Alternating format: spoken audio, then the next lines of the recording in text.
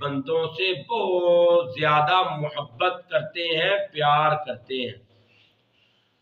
اور اللہ چاہتے ہیں کہ میرے سارے کے سارے بندے جہنم سے بچ جائیں اور جنت الفردوس کے اندر داخل ہو جائیں۔ اللہ یہی چاہتے ہیں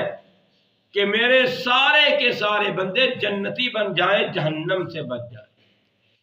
اس لیے اللہ رب العزت بارہا موقع عطا کرتے ہیں، کبھی انسان کو کسی مشکل کے اندر ڈال کر اس کے گناہوں کو معاف کر دیتے ہیں، کوئی مصیبت اس پر لاحق کر کے، کوئی پریشانی اس پر لاحق کر کے، کوئی تکلیف اس کو دے کر اللہ رب العزت انسان کو معاف کرنے کے بہانے ڈھونڈتے ہیں